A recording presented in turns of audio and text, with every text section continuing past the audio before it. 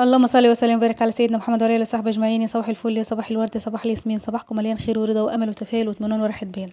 عايزه تخلي لي الزيتون يفضل معاكي مقرمش لحد اخر حبايه ويفضل معاكي طول السنه من غير ما يجرى له اي حاجه، لا يريم ولا يعمل معاكي اي حاجه. تعالوا اقول لك تعملي ازاي. انا معايا كميه الزيتون بتاعتي، همسك السكينه كده واروح جايه حاطه مشرحاها تشريحه واحده بس لحد ما توصل للنوايا. انا هضغط السكينه كده لحد ما توصل للنوايا. هعمله كده كله بنفس الطريقه.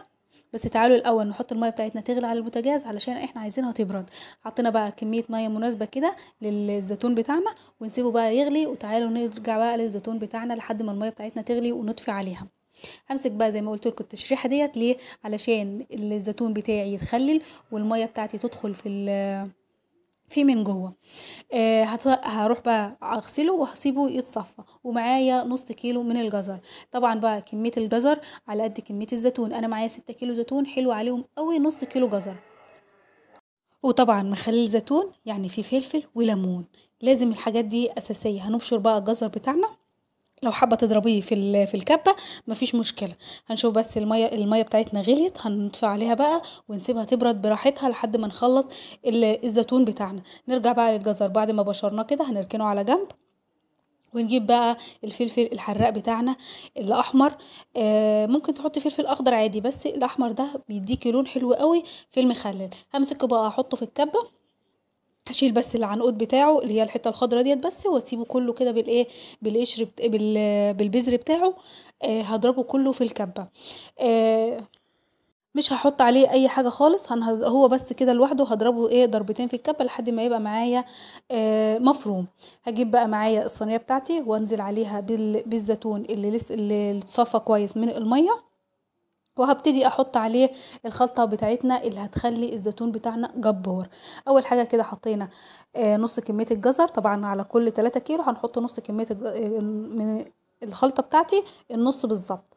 هحط كمان الفلفل اللي احنا ضربته في الكبه، وهحط عليه لو عندك بقى هريسه شطه يبقى حلو جدا. انا حطيت عليه هريسه شطه لان هي موجوده عندي. ممكن تزودي الفلفل في شويه ومش ضروري هريسه الشطه.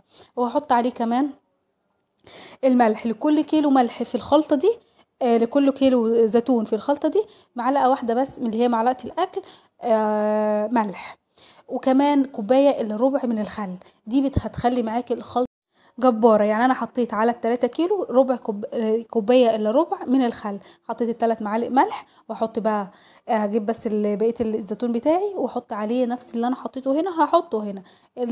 بقية الجزر وكمان بقية الفلفل وكمان معلقتين من هريسة الشطة اللي بصي الحراقة بقى. بصي الزيتون هيفضل معاكي طول السنة بيقرمش وطعمه جبار. لو مش متوفرة هريسة الشطة مفيش مشكلة، ممكن تستخدمي الفلفل بس. ممكن كمان ان انتي تستخدمي فلفل اخضر بس. الفلفل الاحمر هيدي معاكي لون حلو قوي للمية بتاعته. هحط بقى الكمية بتاعتي كلها. وهجيب برضو الملح 3 معالق من الملح على 3 كيلو. يعني لكل كيلو معلقة واحدة بس من الملح. ليه؟ لان بقيه الملح هحطه في الميه اللي انا عملتها. عندي بقى ليمون. انا جايبه لل3 كيلو لل6 كيلو كيلو الا ربع من الليمون. انا بقى ممكن الميه اللي انا غليتها ممكن تحطي الليمون يغليه مكان الميه، او ممكن تحطي عليه ميه يعني وتغليه وتعملي بيه تحطي الميه ديت للزيتون يتخلل فيها. بس لا، الحركه دي تعمليها في الليمون المعصفر او الليمون العادي اللي انت هتخليه عادي، اللي انت هتاكليه في خلال اسبوع يتخلل معاكي ويبقى معاكي مظبوط خلال اسبوع. او ممكن مع المخللات التانية الجزر اللفت الحاجات دي. لكن مع الزيتون الطريقة دي افضل طريقة ممكن تستخدميها. هعصر بقى الليمون بتاعي وهسيبه على جنب. يعني انا هسيب القشر ده على جنب لان انا هغطي بيه الزيتون من فوق، علشان لو حصل الزيتون بتاعي يبقى كله مغمور في الميه في المحلول الملحي اللي انا عاملاه وفي الخلطه اللي انا عاملاها. بعد ما عصرت كده الليمون وحطيته على جنب هقلب بقى الخلطه بتاعتي دي واروح جايه ركناها على جنب لحد ما الميه بتاعتي تبرد، واسيبها حوالي ساعه 2 لحد ما الميه بتاعتي تبرد خالص او تبقى فتره على الاقل. هقلبه بقى كله كده واركنه بقى على جنب لحد ما الميه بتاعتي تبرد. بعد ما تبرد بقى هعبيه في البرطمان. وهتشوفوا دلوقتي الميه اللي نازله منه الليمون والخل عامل ازاي. وانا بقلبه كده الميه لونها احمر، لونها بص جبار كده فظيع. هسيبه بقى لحد ما الميه بتاعته تبرد. وتعالوا بعد ما تبرد تعالوا بقى نعبيه بعد ما بردت يعني تعالوا اعبيه بقى في البرطمانات بتاعته ونشوف الميه بتاعته اللي نازله منه فظيعه. انا بقى بعد ما بعبيه كده بروح جايه حاطه عليه المحلول الملح بتاعه، بروح جايه حطاه على حاجه بلاستيك او يعني طبق بلاستيك كبير او صينيه بلاستيك، بحيث ان لما بيروح جاي الميه بتاعته بتطفو وتروح جاي مسرب ميه، يعني حتى لو انت محكمه الغلق كويس. بعد ما عبيته كده وحطيت الليمون على الوش كده، همسك بقى الميه بتاعتي. انا حطيت على كميه الزيتون دي حطيت عليها 4 معالق من الملح. تحطي الملح وتدوقي شوفي طعم الميه عامل ازاي، لقيتيه مظبوط الملح بتاعه يبقى تحطي كمان معلقه واحده بس من الملح وتقلبي، وكده الملح بتاعك مظبوط. بعد 4-5 ايام لما الزيتون بتاعك يبتدي يتشرب الملح، تيجي تدوقي بقى الميه بتاعته وتشوفيها تفضي منه شويه كده وتدوقي الميه لقيتيها مظبوطه الملح بتاعها، يبقى لقيتيها عادبه تزودي شويه معلقه من الملح وتقلبيها كويس وترجعي الميه تاني عليها.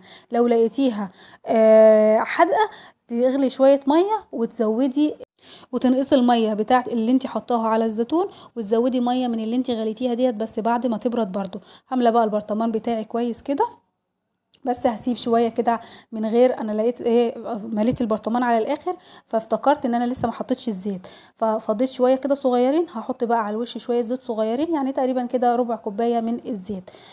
بس هخلي بقى يحط بقى قشر الزيتون كده على الوش عشان يحميلي الزيتون ويخليه في المحلول الملح بتاعه في الخلطه بتاعته. هغطيه بقى وكده الزيتون بتاعي هيفضل معايا طول السنه من غير ما يريم، من غير ما يجرى له اي حاجه. كده الفيديو بتاعنا النهارده خلص. يا رب الفيديو يكون عجبكم. لو الفيديو عجبكم متنسوش لايك وشير وسبسكرايب لمطبخ سمسم. شايفين الميه بتاعت الزيتون عامله ازاي؟ جباره وفظيعه. جربوه بالطريقه ديت هيعجبكم جدا، فظيع وجبار. يلا بقى اشوفكم في فيديو جديد. باي.